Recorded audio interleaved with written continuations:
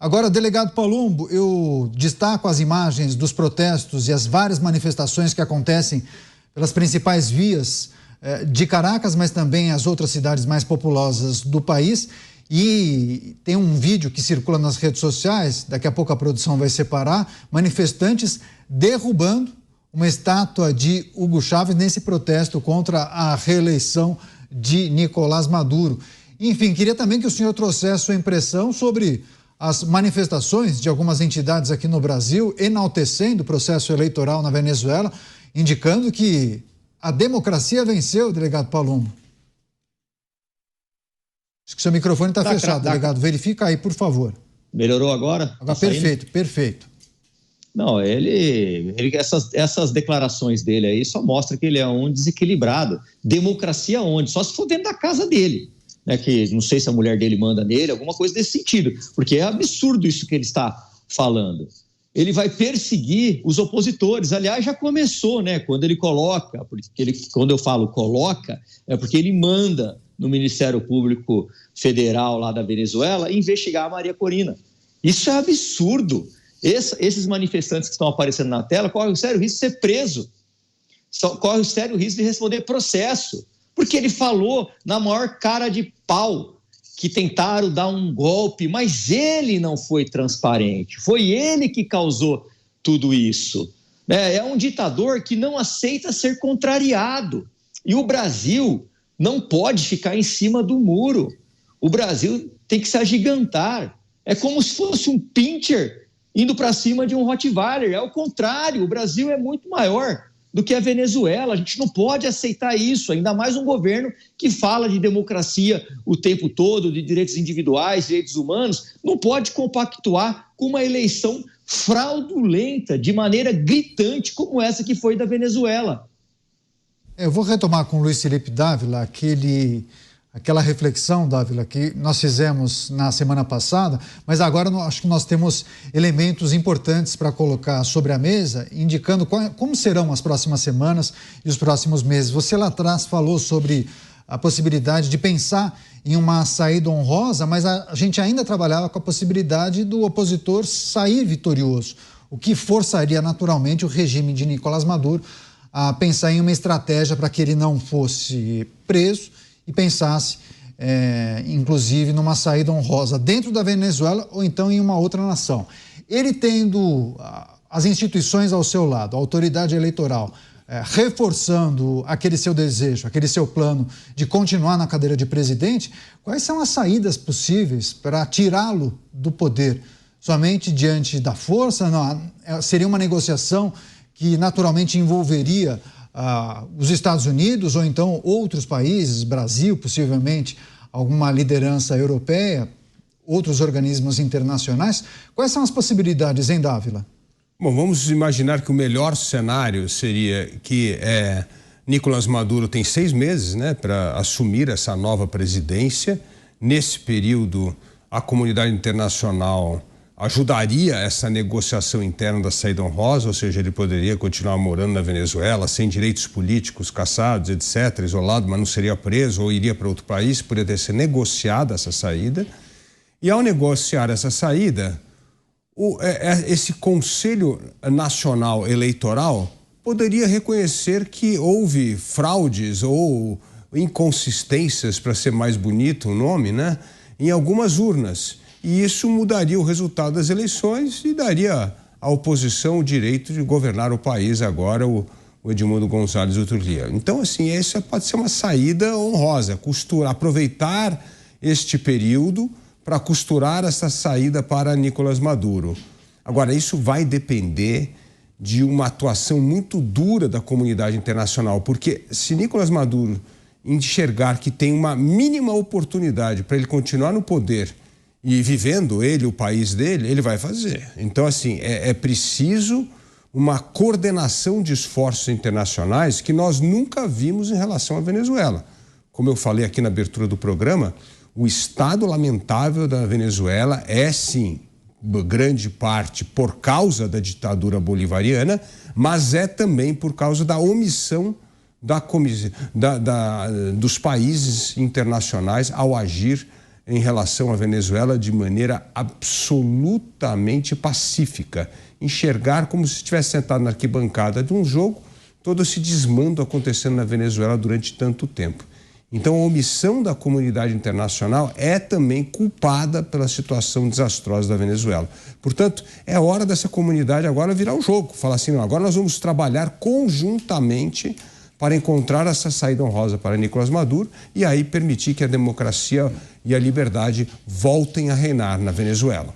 Pois é, Alan Gani, trouxemos a informação que o Ministério Público da Venezuela abriu uma investigação sobre um suposto ataque hacker ao sistema eleitoral e tem acusado a oposição, Maria Corina Machado e outros opositores, de arquitetarem esse ataque hacker. Bem, quais são as sinalizações? Mais uma vez, agora, Nicolás Maduro, após ter sido proclamado vencedor por uma autoridade eleitoral comandada por ele, vai usar a estrutura estatal para pressionar os opositores. Enfim, Maria Corina Machado será investigada. Agora, não duvide se muito em breve ela estiver presa. Não, exatamente, né? Aliás, tem uma máxima atribuída a Lenin e que vale para todos os ditadores, que é xingue-o do que você é, acuse-o do que você faz, né? É exatamente isso, né? Eles estão acusando a fraude da oposição quando eles mesmos fizeram essa fraude.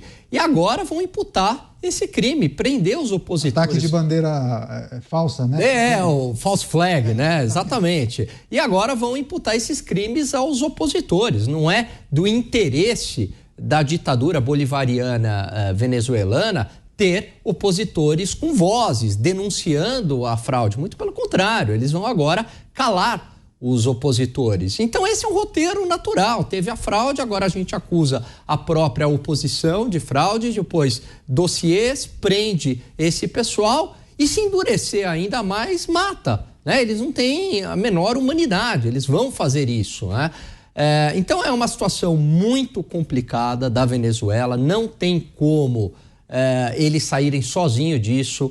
A situação é complexa, a população está numa situação de impotência e aí a comunidade internacional e principalmente o Brasil tem um papel preponderante. Veja, os Estados Unidos também devem agir nesse caso. Os Estados Unidos, por exemplo, Caniato, geralmente eles intervêm até militarmente e com recursos, patrocinando grupos insurgentes e tal, e às vezes com tropas, né?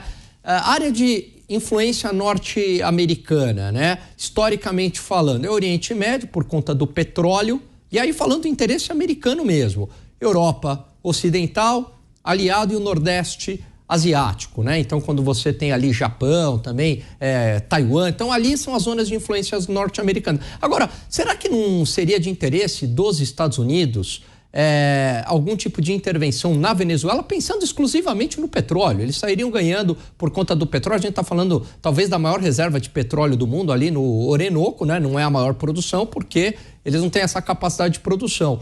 Mas, estrategicamente, né, os Estados Unidos poderia se beneficiar disso. Agora, os Estados Unidos cometem alguns erros, eu vejo, em política externa, por exemplo, né?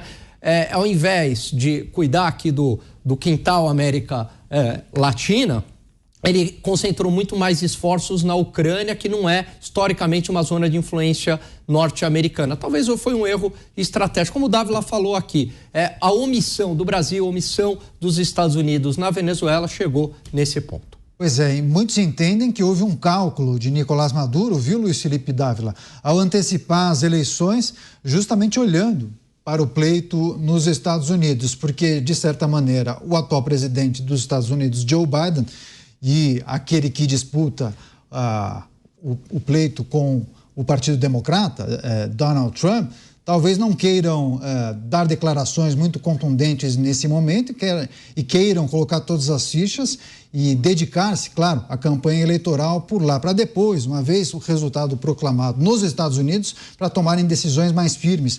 No caso, não mais Joe Biden, mas possivelmente Kamala Harris ou Donald Trump.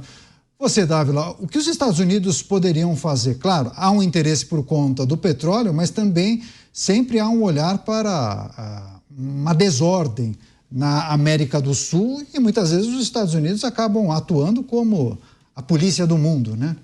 E precisa atuar, porque o que pode acontecer agora é se essa comunidade internacional não atuar de forma organizada, justamente se a única coisa for isolar cada vez mais a Venezuela das relações internacionais, por exemplo, aumentar o boicote econômico, o que pode acontecer? A Venezuela cair nos braços da China, e isso aumentaria a influência da China na América do Sul, uma coisa que é indesejável, para os Estados Unidos e para nós todos, porque nós não queremos amanhã ficar todos dependentes da China, mas é isso que pode acontecer. O preço da sobrevivência de Maduro, se o mundo todo jogar duro de uma forma descoordenada, é aumentar a dependência da Venezuela da China e aí sim aumentar a presença chinesa cada vez mais na América Latina, que esse não é um desejo nem do candidato democrata e nem do candidato republicano.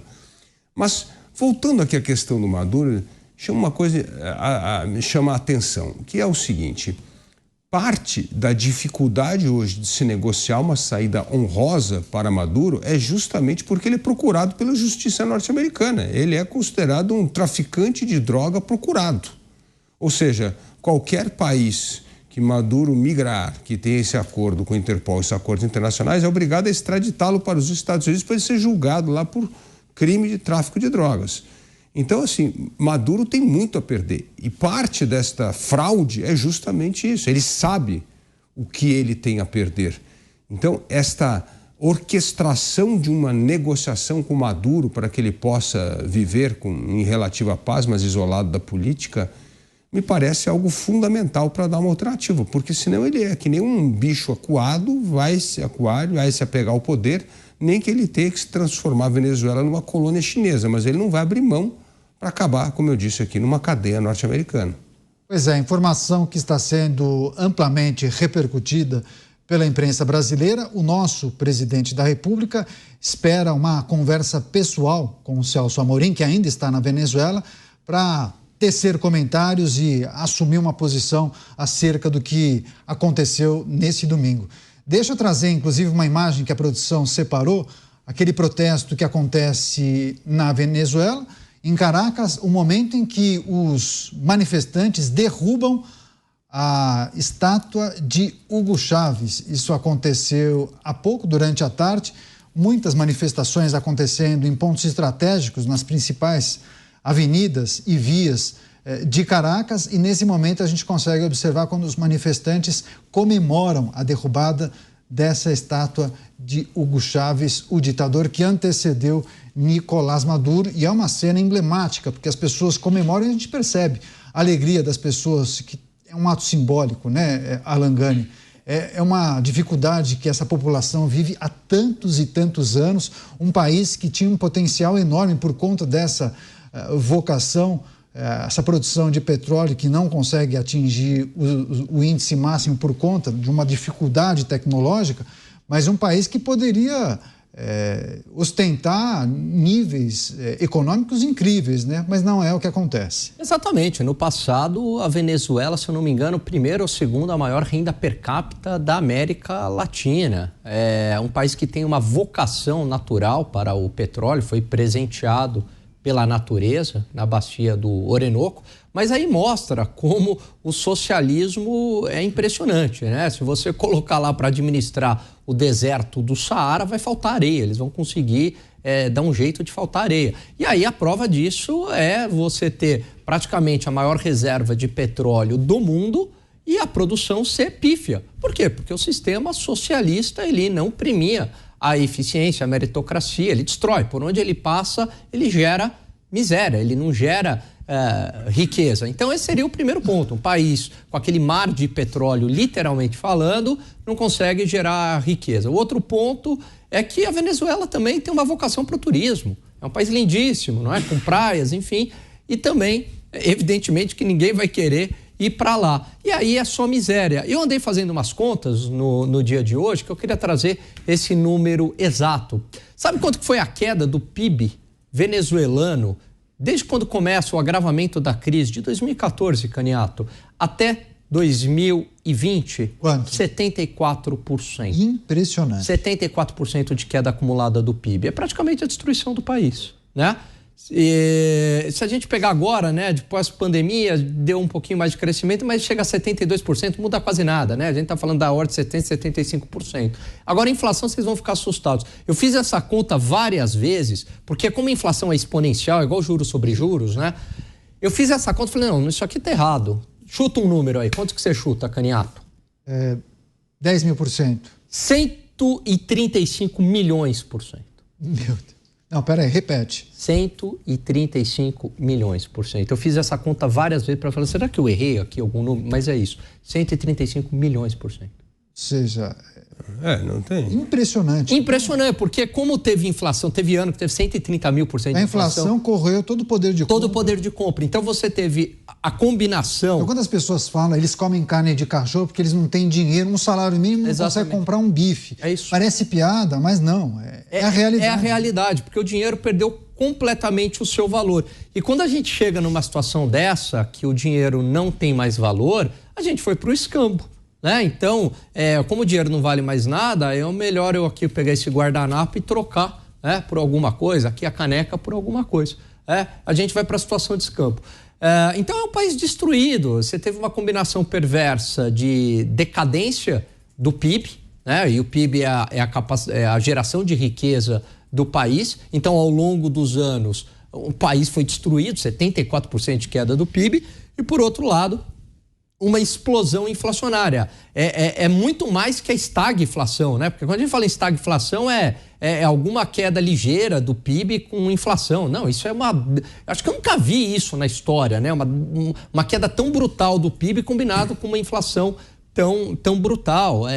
Acho que países que estão em guerra não chegam o que está acontecendo na Venezuela, e quem paga essa conta é a própria população. Pois é, agora a produção conseguiu um outro vídeo que mostra justamente o momento em que a população, os manifestantes, conseguem derrubar a estátua de Hugo Chávez na Avenida Chema Saer de Coro, que fica no estado de Falcón. Enfim, centenas de pessoas estavam nessa praça e conseguiram amarrar cordas, um cabo de aço, puxaram, fizeram uma força-tarefa ali e conseguiram puxar e derrubar essa estátua de Hugo Chávez. Enfim, comemoraram muito, um ato simbólico, porque já que eles não conseguiram vencer nas urnas, apesar de muitos acreditarem que o resultado colocaria o opositor Edmundo Urrutia na frente, muitos indicavam até 30%, as informações indicavam isso, as pesquisas independentes apontavam uma vitória de 25% a 30% à frente de Nicolás Maduro, mas eles fazem esse ato de derrubar a estátua de Hugo Chávez, o ditador que antecedeu o Nicolás Maduro. Dávila, eu vou passar para o delegado Palumbo, mas eu acho que você tem um complemento a fazer, né, Dávila? Não, o Alan Gani trouxe aqui os números dramáticos da Venezuela, essa queda de 75% do PIB, a inflação em mais de 1 milhão %. O que significa isso? Que fez com que 80% da população da Venezuela hoje vive abaixo do estado de miséria. E é essa população que vai às urnas completamente desencantada com o bolivarismo e quer renovação, mudança. Daí o crescimento do candidato da oposição, apesar de ser um obscuro diplomático, que é o caso do Edmundo Gonçalves Urrutia, mas é o que sobrou dos candidatos que não foram presos ou exilados da Venezuela. Então isso mostra como o povo quer sim mudança, quer se ver livre dessa ditadura. Agora, essa imagem que é sempre muito simbólica, derrubar a estátua do Hugo Chávez, né? Me lembra um pouco o que aconteceu nos anos 90, nos países comunistas, né? Que derrubou o Saddam Hussein, derrubou o Lenin e tal.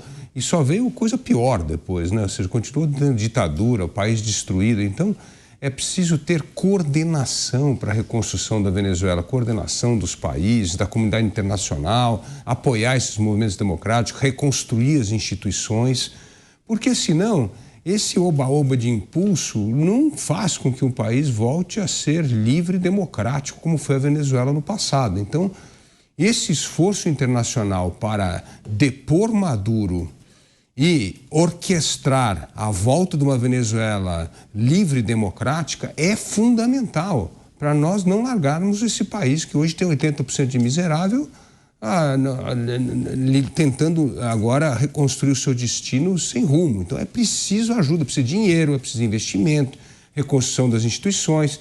Então é um esforço que exige que a comunidade internacional reaja e saia dessa omissão de tantos anos em relação ao ditador Maduro e ao ditador Hugo Chávez. Pois é, agora, delegado Palumbo, o senhor inclusive trouxe no início dessa edição especial de Os Pingos nos Is, relembrando aqueles muitos venezuelanos que vieram ao Brasil. Agora, se a gente for olhar para os últimos anos, milhões de venezuelanos deixaram o país. Os que ainda estão lá esperavam uma vitória da oposição, torciam, sentiam uma ponta de esperança de que os órgãos venezuelanos pudessem respeitar o resultado das eleições. Mas, com esse resultado totalmente questionado, você entende que pode vir uma nova crise migratória por aí? E, claro, os países vizinhos ficarão em alerta, né? Serão impactados certamente, o Brasil possivelmente, né, delegado Palumbo?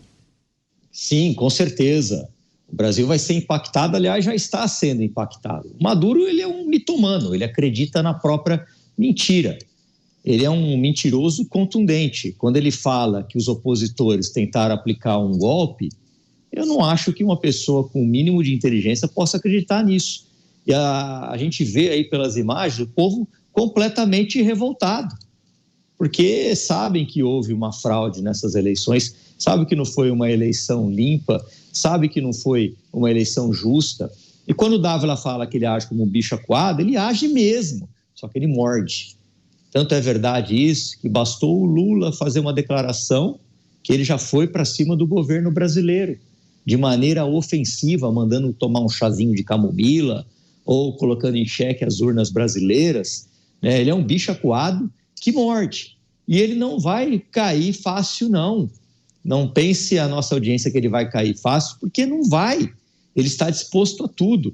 Quando ele tem essas séries de atitudes, que não são democráticas, impedindo as pessoas de votarem, inclusive aqueles que foram embora, cerca de 7 milhões que poderiam votar, não puderam votar. Isso faria total diferença nas eleições. Quando ele pega e não passa os boletins de apuração, outra fraude. Quando ele só coloca a TV estatal para declarar os votos mais para ele, menos para o outro, é outra fraude. Só não enxerga quem não quer, Canhato.